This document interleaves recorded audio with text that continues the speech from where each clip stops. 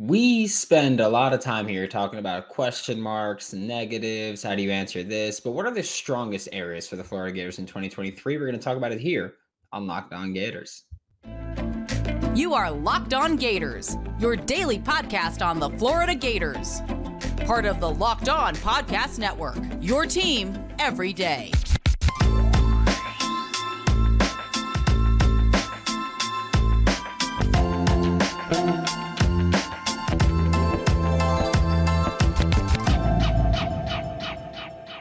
Hello and welcome back to another episode of Locked On Gators, part of the Locked On Podcast Network, your team every day. Thanks for making Locked On Gators your first listen of the day. We're available daily and free wherever you listen to podcasts. Happy Tuesday.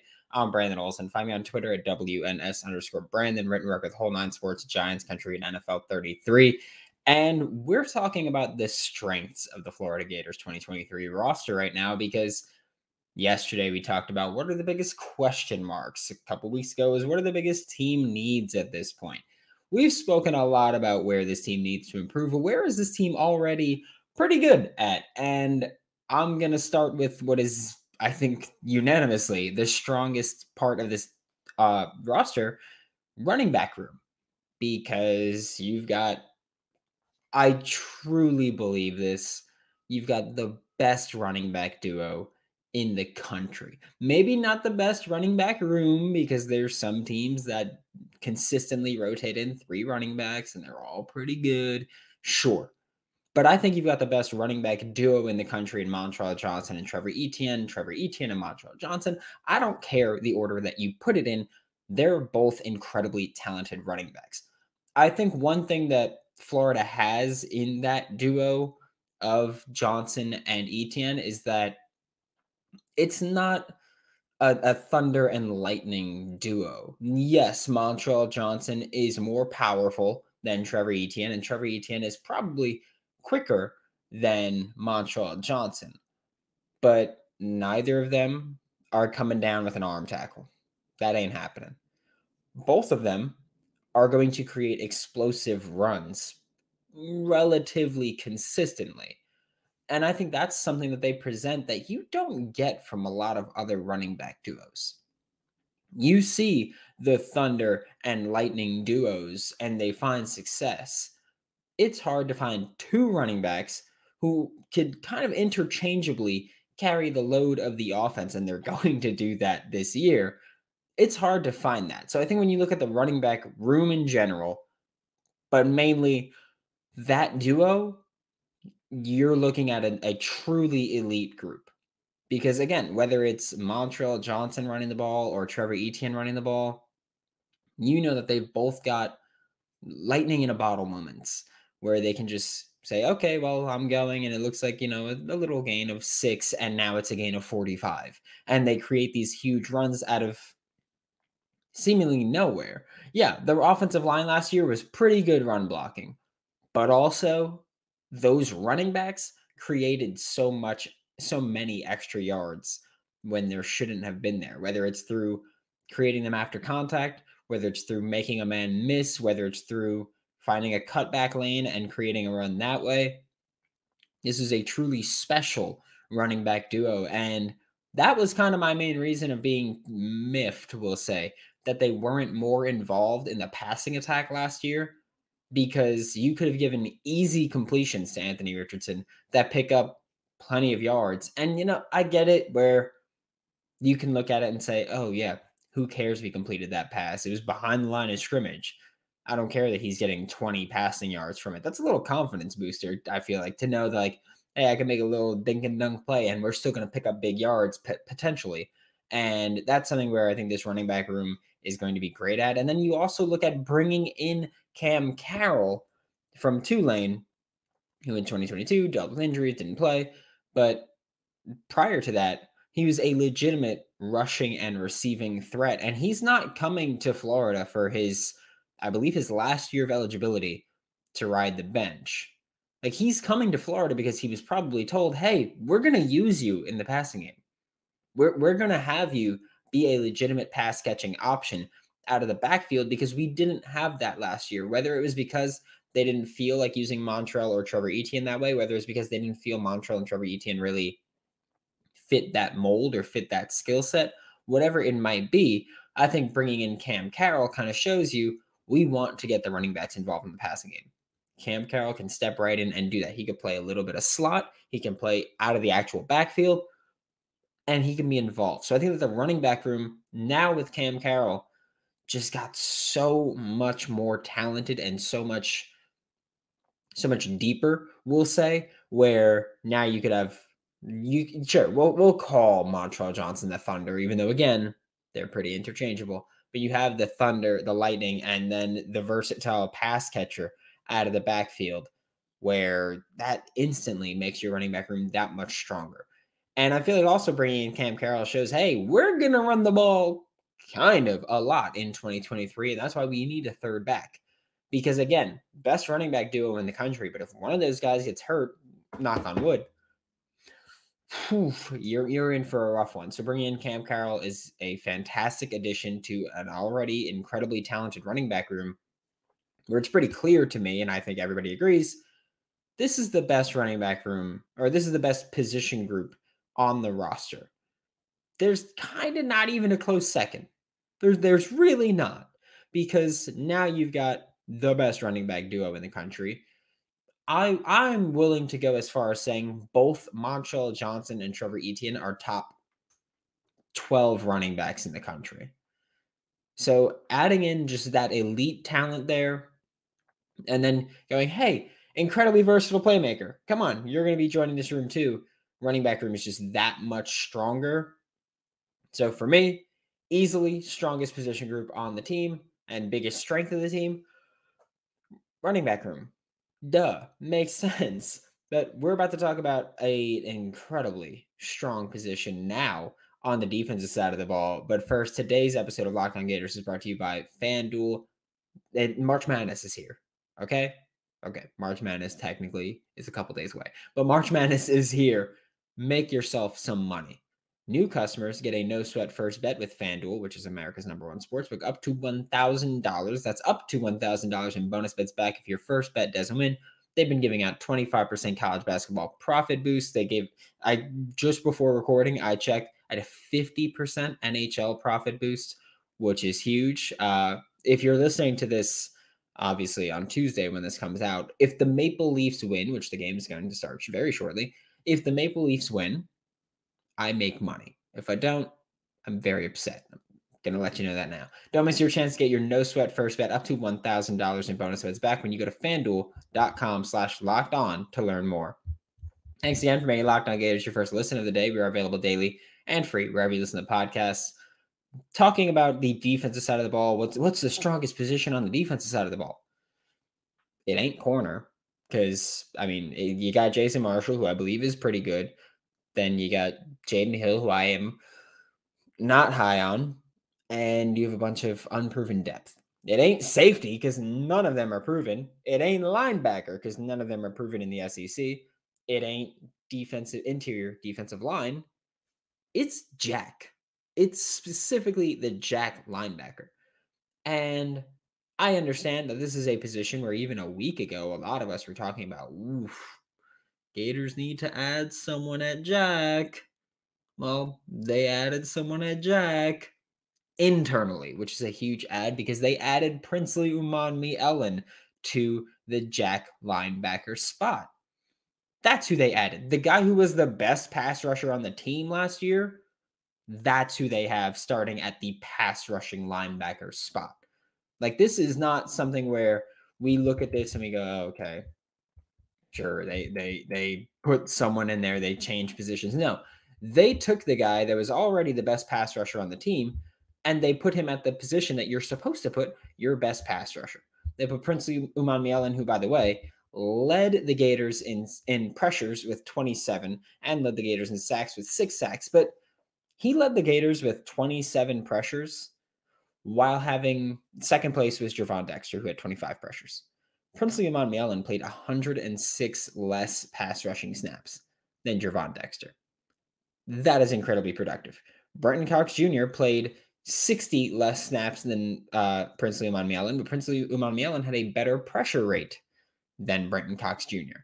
So, yeah, he's pretty freaking good at rushing the passer. He's also pretty good at run defense, which is one of my favorite things about him, because going into 2022, I was like, hey, he's a good run defender. If he could take the next step as a pass rusher, boom. And I've said this multiple times before. I had NFL scouts and media tell me 33 is the best player on that defense in 2022. I don't care how you feel about it. I don't care how I feel about it.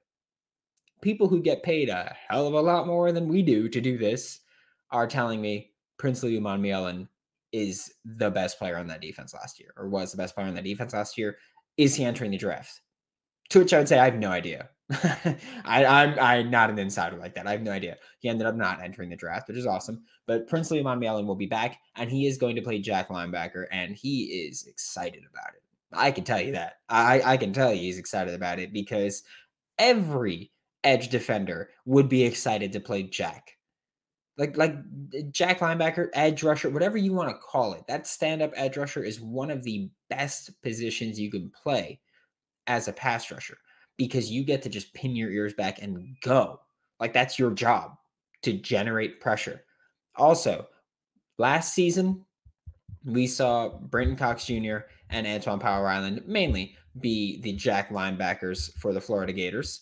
And it's important to talk about how last season, Brenton Cox Jr. dropped back into coverage on 7% of his snaps. Antoine Powell-Ryland did it on 15% of his snaps, so balances out to be about 11%, because neither of them were exactly. Actually, Antoine Powell-Ryland was exactly 15%. Princely dropped back 10% of his snaps. I'd expect that number to be more Brenton Cox-esque. 6.7% is exactly what Brenton Cox Jr. rushed the passer. So I would expect Princely Umanmielen to be around there, because Austin Armstrong drops the jack into coverage less often than Patrick Toney does. So Austin Armstrong is going to let this defense just be aggressive as hell and rush the passer, and Princely Umanmielen is going to get to do that. But it's not just like, oh, Princely's at jack now. It's a great position. No, you know what is great? That behind him is Antoine Powell-Ryland. Behind him is the guy that, I don't know about you guys, I was comfortable going into 2023 saying, oh, Antoine Powell-Ryland Jr. is going to be the starting Jack linebacker for 2023. I'm okay with that. Like, I have no issues with that. It's not the case. But instead, the guy that I was comfortable with as the starting Jack is now going to be the backup Jack. That is I don't want to say privilege. I feel like privilege is a weird way to put it. But that is a benefit that a lot of teams don't get, of having two starter quality players at that Jack linebacker spot. You've got Princely Umanmielen replacing Brenton Cox Jr., and you've got Antoine Powell-Ryland replacing Antoine Powell-Ryland, plus Lloyd Summerall. And Lloyd Summerall is obviously with USF now. So a lot of snaps are gone from that Jack linebacker spot. They're being replaced by Princely Umanmielen and Antoine Powell-Ryland. And I wouldn't be shocked to still see Princely kind of move over to that defensive end with a hand in the dirt as a way to get Princely Umanmielen on one side, Antoine Powell-Ryland on the other, and say, hey, quarterback, good luck. You're going to die. Like that's the kind of approach you take. And Coach Vass has that awesome saying that I love. Coach Vass, if you don't know, is you look him up on Twitter. He's a fantastic scheme guy. But he is the one that he has a shirt that says the quarterback can't see, with tears in his eyes. Austin Armstrong, by the way, they know each other, so I'll say that. So they, I know that Austin Armstrong kind of subscribes to that mentality. But Princely Umanmielen and Antoine Powell-Ryland under Austin Armstrong, they get to be aggressive as hell. They do. They get to just pin their ears back and run. And for Princely, as good as he is, and Antoine Powell-Ryland, as good as he is, that's an awesome combination. So Jack is below running back in terms of how strong the position is, or what the strength of the team is, because this is not the strongest position. This is a strength, and that's that. We're going to flip back to the offensive side of the ball for the last segment, but first, a quick word from our sponsors. To wrap up today's show, we're talking about Ricky Pearsall. Slick Rick is just incredibly talented. I will say, before we talk about that, thank you for tuning in. Like, subscribe, comment, review, join the Locked On Gators Discord. The link is in the description below. But Ricky Pearsall is the guy that we're going to talk about here, because he is truly a strength. And I will say this because last season he was not as productive as he should have been. That's obviously not his fault. I think most of us can agree. A lot of receivers could have been more productive, whether or not you think they're good, could have been more productive. But Ricky Pearsall, of course, had the most targets, second most catches. Sorry, Xavier Henderson had the most catches by 2. But again, that average depth of target was ridiculously shorter for Xavier Henderson. Ricky Pearsall's average depth of target, 17 yards downfield. Xavier Henderson's 8.8. That's because a lot of it was behind the line of scrimmage. Ricky Pearsall also had the most yards on the team with just under 700, had 5 receiving touchdowns. He had a freaky good year. Like he did. He had a great year. 1 drop, a passer rate. When Ricky Pearsall was targeted, Anthony Richardson had a passer rating of 118.5. That is incredible. Like that is a phenomenal passer rating. So there's that. Ricky Pearsall, 2.41 yards per route run, which was 4th on the team. It was just awesome to see Ricky Pearsall light it up. He should have been more productive if Anthony Richardson could find him more consistently. He would have been. And I will say, after the 2022 season, going into the 2023 season, we saw Gators fans talking about the possibility of if Ricky Pearsall will come back to Gainesville because he is NFL draft eligible. And it was a legitimate big question about whether or not he'll come back. Part of that big question was, will I be involved more in the passing game? That was one thing for Ricky Pearsall where he needs to show off more in his eyes to the NFL. Personally, I think that I don't think he should have gone to the NFL draft, but I know that there were Gators fans who were just like, he's going to be a 6th round pick. Look at his production. No, because NFL teams are going to look at your tape. And Ricky Pearsall's tape is pretty damn good. He probably would have been a 3rd or 4th round pick, not 6th or 7th. So Ricky Pearsall could have gone to the NFL. Instead, he's coming back. He's trying to show off more versatility. And his versatility is impressive because his versatility isn't just I could play, outside and inside. I can do that. No, his versatility is that he can genuinely run a full route tree. Like he is such a smooth, fluid route runner that I think a lot of Gators fans don't appreciate that in terms of, because you're going to look at his numbers and you're going to say, oh, 34 catches isn't super impressive. First off, when you consider what was happening in the quarterback room, it's pretty impressive. But the almost 20 yards per catch, 5 touchdowns, which led the team, by the way, second place for touchdowns was multiple people tied with 2. Ricky Pearsall lit it up. And he also did it, by the way, being banged up at the start of the year, being banged up at certain points through the year. And he showed up when the team needed him. Like, look at the Florida State game. Him and AR were bang. Like, they were perfect together in that game. But Ricky Pearsall's versatility as a smooth route runner, can run a full route tree. He actually helps the offense just by his presence being there because he can run the full route tree from multiple alignments on the field. And it allows Billy Napier to get, I don't want to say more creative, but it allows Billy Napier to put on different combinations of receivers on the field. It allows Billy Napier to put Ricky Pearsall in different routes where you usually don't see that. You can run whip routes. You can run whatever you want to call any route. You can run that with Ricky Pearsall. Also, for 2023, I'm expecting Ricky Pearsall to be more involved in that wide receiver screen swing game that we haven't really seen from him. Last season, he had 3 targets behind the line of scrimmage. 3 catches, 3 targets behind the line of scrimmage on 59 targets. Xavier Henderson had 50 targets. He had 3 targets behind the line of scrimmage outside of the numbers to the left. He had 6 targets behind the line of scrimmage outside of the numbers to the right. He had 13 targets between the numbers. 44% of Xavier Henderson's targets came behind the line of scrimmage. Ricky Pearsall shouldn't have 44% of his targets behind the line of scrimmage, but he should have higher than 5.1% because he's dynamic as hell. And also, I'm not even the type to say you have to get him the ball behind the line of scrimmage. I'm the type that's saying if you're going to give a singular player 22 targets behind the line of scrimmage, it should not be Xavier Henderson. It should be Ricky Pearsall. That's my point. That should be Ricky Pearsall's role. It should not be Xavier Henderson's role, and I have nothing but love for Xavier Henderson, but it should not be him. If you're going to run jet sweeps, it should go to Ricky Pearsall. If you're going to run wide receiver reverses, it should be to Ricky Pearsall. If you're going to run those wide receiver swings, it should be to Ricky Pearsall. If you're going to run wide receiver screens, Ricky Pearsall. That's who it should be. You could talk me into a lot of other guys. Shouldn't be Xavier Henderson. You could talk me into Aiden Mizell, Eugene Wilson III, Andy Jean, any of these guys that are thought of as quicker guys. Sure. Ricky Pearsall, though, is a dynamic playmaker with the ball in his hands. You put the ball in the hands of your best playmakers. That's what you're supposed to do. And Ricky Pearsall is also the best route runner on the team. He's a huge strength that I think a good chunk of this fan base doesn't truly appreciate because he wasn't super productive. But this year should be a lot better for him, especially working over the middle of the field on those mills. Going to be awesome. Thanks for making Locked On Gators your first listen of the day every day. We're available daily and free wherever you listen to the podcast. We'll be back tomorrow to talk more Florida Gators football. For Locked On Gators, I'm Brandon Olson. Don't forget to follow me on Twitter at WNS_Brandon. Find all my written work with Whole Line Sports, Giants Country, and NFL 33. And I'll see you all, hopefully, if you want to come back, tomorrow.